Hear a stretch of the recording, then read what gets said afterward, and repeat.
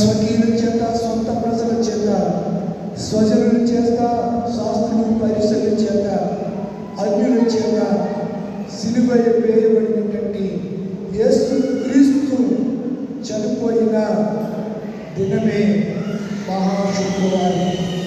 ఎన్నో శుక్రవారాలు ఉంటాయి, కానీ ఈ శుక్రవారానికి ఒక ప్రత్యేకత ఉంది, ఒక ప్రాచుర్యం ఉంది, ఒక ప్రశస్తత ఉంది. అందుచేతనే ప్రపంచంలో వరల్డ్ పీపుల్ 8 కోట్ల మంది ప్రజలలో 400 కోట్ల జనాభాను కలిగిన ఏకైక క్రైస్తవ్యములో ఉన్నటువంటి పిల్లలందరూ నేటి దినాన్న మందిరాల్లో చేరి ఉదయం 9 గంటల నుంచే ప్రభు సన్నిధిలో వారు గడుపుతూ ఉన్నారు.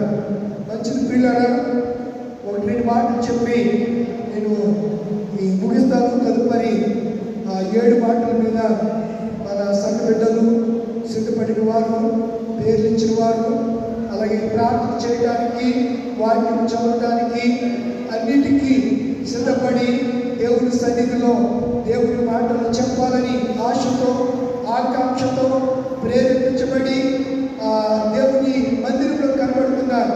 మీరందరికీ దేవుడు ఈ గుడ్ ఫ్రైడే దినాన, శుక్రవారం దినాన మంచి అవకాశం ఇచ్చాడు.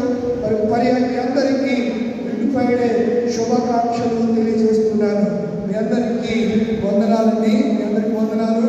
దేవుడు మిమ్మల్ని బ్లెస్ చేయగాక. ఆమేన్. పిల్లరా, మనము పాఠాలు మనం చూస్తే నేను కొంత హిస్టరీ మీకు జ్ఞాపకం చేస్తాను. జాగ్రత్తగా వినండి. బైబిల్లో ఉన్నటువంటి వాక్యాలని నేను మీకు జ్ఞాపకం చేయాలని నేను ఇష్టపడుతూ ఉన్నాను. మంచి శుక్రవారము యేసు చేసినటువంటి ఈ ప్రయాణం, రాత్రి ఆయనను, ప్రియులరా, రాత్రి ఆయన ఎక్కడున్నాడు చెప్పండి? ఎక్కడున్నాడు? 7 గంటలకి ఆయన మేడగదిలో ఉన్నాడు. 11 గంటలకి ఆయన గెచ్చమనే తోటలోకి నోట్ చేసుకోండి, మీకు ఎప్పుడైనా ఉపయోగపడతాయి.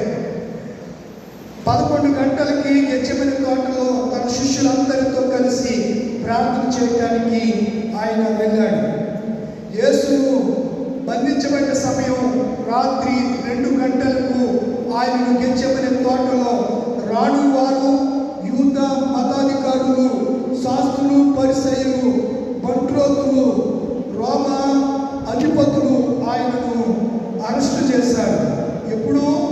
రాత్రి 11 గంటలకు, 2 గంటలకు. యాజకులు 2 గంటలకి బంధించారు. యాజకులు తీర్పు జరిగింది 3 గంటలకు. తదుపరి 5 గంటలకు యేసును సన్నిహితుని సభల ఎదుట ఉంచారు. 6 గంటలకు యేసును పిలాతు దగ్గరికి తీసుకుని వెళ్ళారు. 9 గంటలకు ఆయనను సిలువ వేశారు. 12 నుంచి 3 గంటల వరకు దేశమంతా అంధకారం కమ్ముకుంది. 9 నుంచి 12 గంటల లోపు ఆయన ఎన్ని మాటలు మాట్లాడాడు? 6 మాటలు మాట్లాడాడు. 5 లేక 6 మాటలు మాట్లాడాడు. 3 గంటలు ఆయన ఏమి మాట్లాడి నిశ్శబ్దంగా ఉన్నాడు. 3 గంటలకి 7వ మాట పలుకుతూ ఏలి ఏలి లామా సబక్తానని చెప్పి బిగ్గరగా చెప్పి తల వచ్చి ఆత్మను తండ్రికి అప్పగించాడు. అక్కడితో ఈ సిలువ త్యాగము యేసు ప్రభు. మనం కూడా 3 గంటల దాకానే మీరు సమయాన్ని అవి గుర్తించుకుని చక్కగా మీరు దాన్ని ఫాలో అవ్వాలి. క్రమం అంటే క్రమంగా చక్కగా మీరు సమయాన్ని చూసుకుని చక్కగా మీరు దేవుని వాక్యాన్ని చెప్పాలి అని నేను హృదయపూర్వకంగా మీకు ప్రేమతో మనం చేస్తూ ఉన్నాను. సరే ప్రియులరా, 3 గంటలకు ఆయన చనిపోయాడు. సమాధిని 5 నుంచి 6 గంటల మధ్య యేసు ప్రభు వారిని సమాధి చేశాడు. సరే, యేసు ప్రభు వారిని ఆయన గెచ్చమనే తోటలో నుంచి మేడగది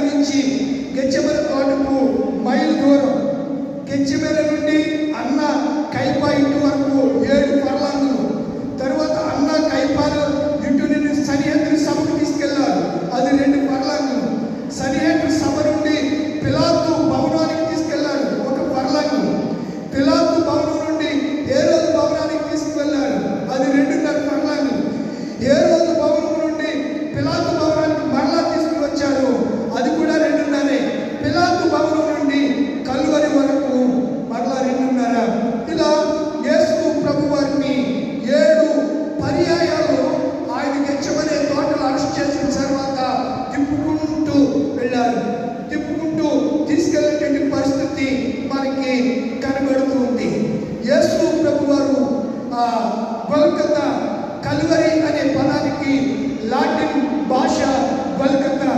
గొల్గతా అనే హీబ్రూ పదానికి కపాల స్థలం. స్పీడ్గా చెప్తున్నాను, మరి అర్థమవుతుందా? కపాలం అంటే, గొల్గతా అంటే హిందూ భాషలో కపాలం, గురి అని అర్థం. అలాగే యేసు ప్రభువారు చనిపోయినప్పుడు ఆయన సమాప్తమైంది అనగానే దేవాలయం తెర ఏమైంది? రెండుగా చీల్చబడింది. దాని యొక్క రంగు నీలము, తెలుపు, సింధూరము, ఊదా 4 రంగులు కలిగినటువంటి దేవాలయపు తెర 72 అడుగుల 9 అంగుళాలు, అతి పొడవైనటువంటి, పైనుంచి కిందకి ఎన్ని అంగుళాలు? 72 అడుగులంట. ఆ అడుగులు, అంగుళాలు కదా, అడుగులు. 72 అడుగుల 9 అంగుళాలు వెడల్పు. దాని పొడవు 60 అడుగులంట. దాని వెడల్పు, దాని పొడవు 72 అయితే దాని వెడల్పు, ఈ నిడివి 60 అడుగులు అని రాశారు చరిత్రకారులు. ప్రియులారా, సిలువ పొడవు 12 అంగుళాలు. యేసు మోసిన సిలువ పొడవు లెంత్ ప్లస్ ఆకారంలో ఉంటుంది కదా, అది ఎంతట?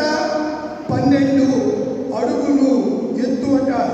క్రీస్తు మన ప్రభువారు 6 అడుగుల 2 అంగుళాలు ఎత్తు కలిగినటువంటి యేసయ్య, బహు బలాఢ్యుడైన యేసయ్య, దేహ దారుణ్యం కలిగినటువంటి యవ్వనుడైనటువంటి యేసయ్య ఎత్తు 6 అడుగుల 2 అంగుళాలు. నిబుక్ అంటారు. ఆయన తల మీద పెట్టినటువంటి ముళ్ళను గ్రీకులో నిబుక్ అంటారు. అంటే ముళ్ళ కిరీటములోని ముళ్ళు చెట్టు పేరుని కూడా అదే పేరుతో పిలుస్తూ ఉంటారు. ఇస్సోపు, అక్కడ వాడినటువంటి దానిని చూస్తే ఇస్సోపు ఎత్తు 11/2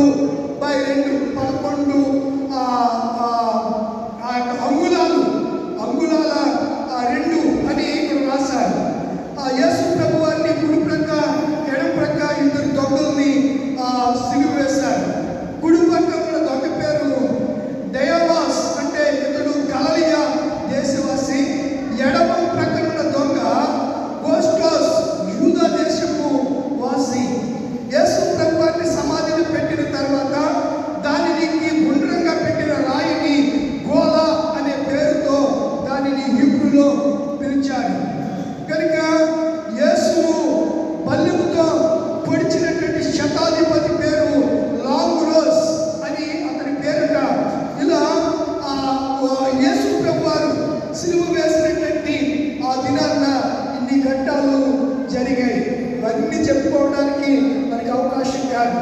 నిజంగా యేసయ్య నా పాపం కొరకు, నా శాపం కొరకు, నన్ను పవిత్రునిగా చేయడానికి, నన్ను పరిశుద్ధునిగా చేయడానికి, నన్ను నీతిమంతునిగా చేయడానికి, నా రక్తాపరాధాన్ని తీసివేసి తన రక్తముతో నన్ను శుద్ధి చేయడానికి ఆయన కలువరిగిరిలో ఆయన తన సిలువను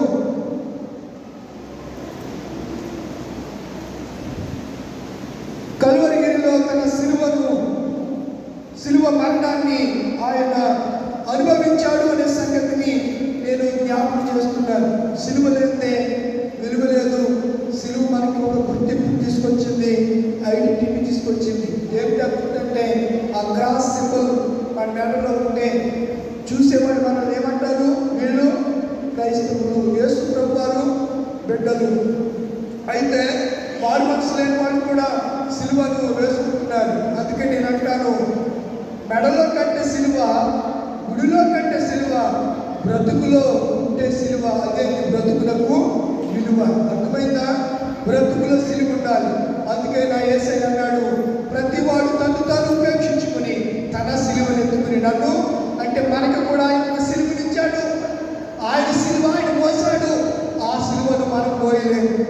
మనకి ఇవ్వబడిన మన సిలువను మనం మోస్తే దేవుడికి అదే ఇష్టమైనటువంటి బలియాగము, అదే స్తుతి యాగము. కనుక ప్రతి దినము మనం తగ్గించుకుందాం, ఉపేక్షించుకుందాం, దేని మనసు కలుగుతాం, దయాన్ని కలుగుతాం, మంచితనం కలుగుతాం, ఆశానిగ్రహం కలుగుతాం. దేనికి తొందరపడి మాట్లాడకుండా క్రీస్తు యొక్క సిలువ విలువేమిటో గ్రహించి పొందాలని నేను మీకు మనవి చేస్తూ ఈ సిలువ, ఈ గుడ్ ఫ్రైడే, ఈ ప్రత్యేక సందేశం కొన్ని మాటలే, నేను వాక్యంలోకి వెళ్ళలేదు, మీకు హిస్టరీ అని చెప్పాను. ఆ మాటలు మీ హృదయంలో భద్రపరచుకోండి. సిలువకి ఇంత హిస్టరీ ఉంది. ఈరోజు ప్రపంచంలో సిలువ సింబల్, సిలువ యొక్క ఆ సింబల్ ప్రతి చోట ప్రజ్వరిల్లుతూ ఉంది, ప్రతి చోట కనబడుతుంది. ఎందుకన్నా మన దేవుడు గొప్పవాడు అనడానికి, మన దేవుడు మన కొరకు సిలువ మరణం పొందాడు అనడానికి ఎందుకన్నా వేరే సాదృశ్య రూపమైనటువంటి ఆనవాళ్ళు మనకి ఇంకేమీ అవసరం లేదు. మనము అదృశ్యంగా కాదు, దృశ్యంగానే సిలువను మనం చూస్తున్నాం.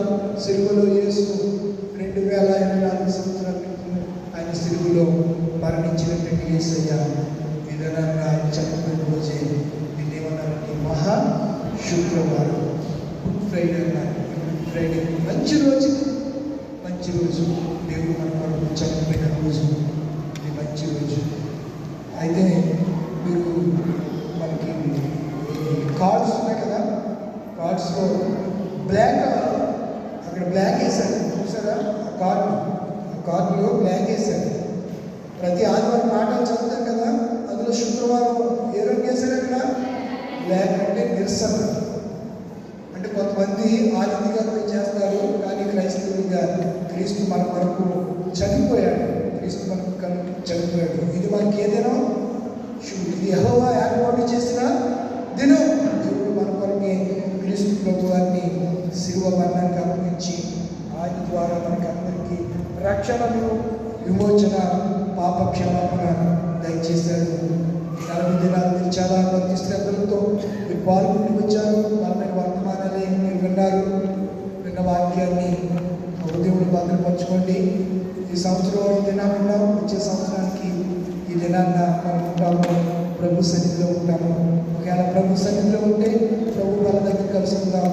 ఒకవేళ భూమి మీద ఉంటే మరలా తిరిగి మందిరంలో, సజీవులు ఉంటే మందిరంలో కలుసుకుందాం. లేని పక్షాన ప్రభు యొక్క సన్నిధిలో, పరలోకంలో ప్రభు వాళ్ళ దగ్గర ఆయన అన్నాడు కదా, మరలా మీతో నేను కలిసి అక్కడ భోజనం చేస్తాను, అప్పటి వరకు మరలా తిరిగి తాగనని చెప్పాడు. మన కొరకు ఆయన వెయిటింగ్, ఎదురు చూస్తున్నాడు. తప్పనిసరిగా ఏదో దినాన్న ప్రభు సన్నిధికి మనం వెళ్తాం. ఆ దినాన్న ప్రభుత్వం కలిసి మనం ఉంటాం.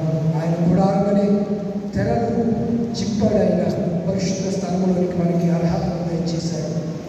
యాజకులు తప్ప ఎవరు వెళ్ళలేని పరిస్థితుల్లో దేవుడు మనం ప్రవేశపెట్టారు. దేవునికి మహిమ, ఘనత, ప్రభావములు కలుగును గాక. దేవుడు ఇచ్చిన సందేశాన్ని మీ హృదయంలో భద్రపరచును గాక. ఆమేన్.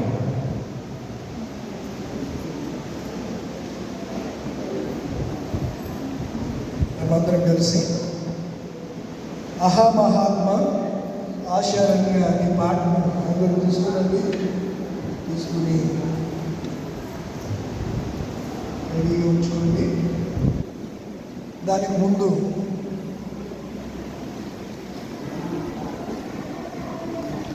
ఒక పల్లవి విషయాలను నేను కీర్తన చెప్తాను, పాడుదురు కానీ.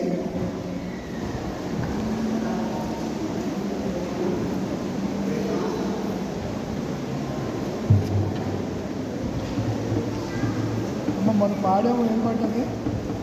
వెళ్ళి అయిన యేసయ్య, బలి అయిన యేసయ్య. ఎన్నో నెంబర్ అది?